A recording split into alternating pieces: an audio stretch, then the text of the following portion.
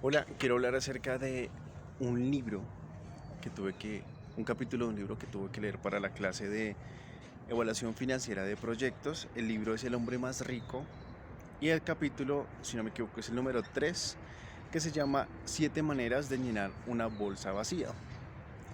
La historia se desarrolla en la ciudad de Babilonia. Se habla allí que era una ciudad muy próspera, una ciudad con una economía fuerte, y tenían muchos recursos, muchas edificaciones, muchos ingresos. Y en un momento el rey tuvo que desplazarse para una guerra, y en el momento que se fue para la guerra pues fue victoriosa.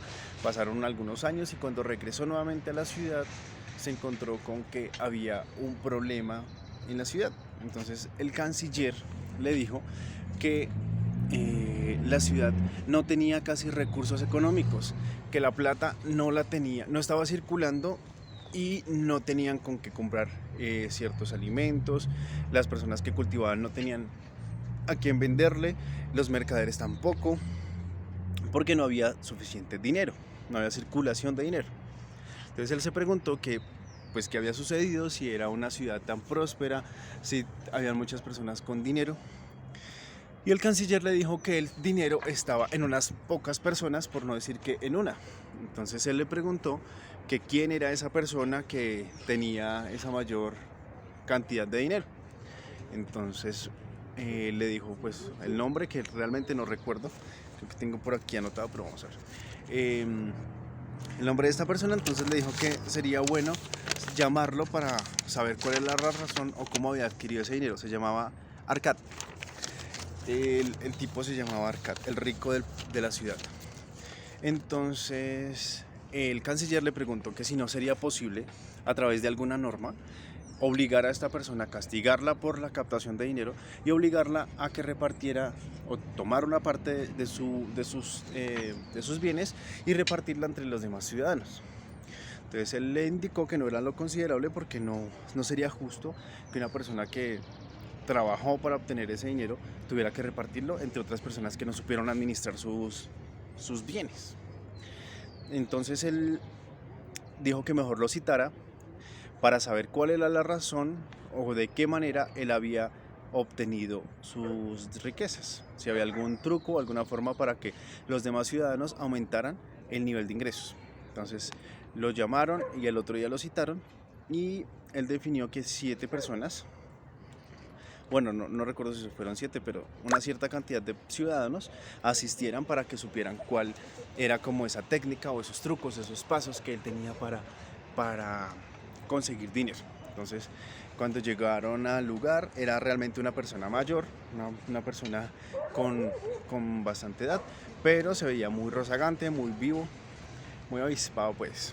Entonces él empezó a explicar cuáles eran las razones por las que él había adquirido dinero. Entonces eran 7 pasos. El primer paso era no gastarse el 100% de sus ingresos, sino únicamente el 90%.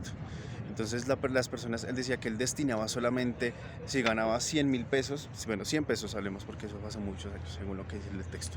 Si eran 100 pesos, entonces solamente gastaba 90, bueno, y aún así 100 era como mucho. Gastaba solamente 90 y guardaba 10. Hacía cuenta que no los había obtenido y los dejaba como un ahorro.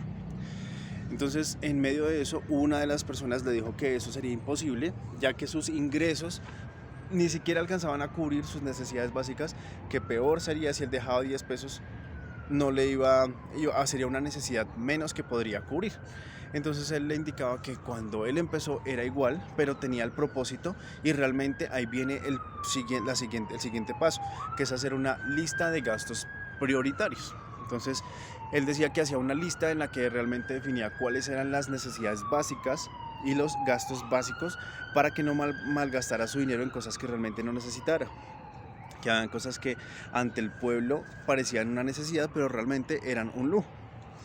El tercer paso, bueno, uno de los siguientes pasos era eh, proteger el dinero. Proteger el dinero era, bueno, perdón, el paso anterior era multiplicar. De la mejor manera, multiplicar cada moneda. Entonces él decía que él empezó a prestar dinero a otras personas y a generar intereses. Entonces, después de ese paso, el siguiente es proteger el dinero, que es no invertir en cualquier negocio, sino en negocios que realmente puedan ser rentables, ¿sí? Tener un objetivo de que no cualquier persona que le pida prestado el dinero se va a prestar, sino solamente en un negocio que realmente se considere que pueda dejar unos beneficios. El siguiente, otro de los pasos, creo que es el cuarto ya, es tener una casa propia. Que al tener una casa propia habían ciertas responsabilidades o ciertos dineros que no se tenían que gastar, como por ejemplo en el arriendo, que el dinero que se gastaba en un arriendo se iba a ahorrar si había una propiedad como tal. Pero pues claro, para eso tendría que haber primero tendría que haber hecho el ahorro del 10% de cada ingreso para que tuviera suficiente dinero en ese momento y tener una propiedad.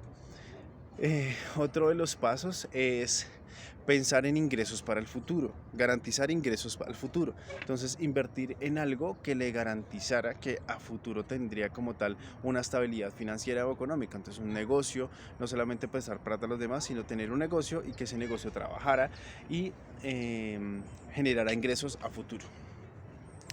Y el otro paso, si no me equivoco, ya sería el séptimo, no sé si se me quedó alguno en el aire, espero que no. El último paso es invertir en conocimiento, tratar de hacer que se fructifique, el conocimiento. Entonces, habla de que las personas entre más conocimiento tienen, más ingresos pueden obtener, porque tienen mayor capacidad de adquirirlo. Entonces, digamos que lo que más me llamó la atención de la lectura es que todos los pasos son aplicables. Digamos que el texto lo hace ver como muy cuento, pero es algo muy real. O sea, todo uno lo puede llevar a la realidad y aplicarlo. Y son cosas que uno de pronto no las tiene presentes, como el hecho de hacer una lista de gastos básicos. Una vez considera que ciertas cosas son necesarias, pero son lujos, que para otras personas pueda que por el contrario sean básicas, pero pues uno tiene que tener en cuenta cuál realmente es la prioridad de sus necesidades. Y pues si uno tiene en cuenta también lo del 10%, es dinero con el que uno no cuenta y uno generalmente siempre gasta hasta más de lo que gana. Entonces creo que la lectura es muy chévere, me gustaría incluso leer los otros capítulos, porque de una manera como muy cuento, uno aprende muchas cosas que realmente puede aplicar en la vida. Y eso no solamente es para los administradores o los contadores, eso es aplicable para todo el mundo. O sea, todo el mundo tiene que saber cómo administrar sus ingresos y cómo incrementar las ganancias o incrementar los ingresos que tiene. Esto era todo. Chaito pues.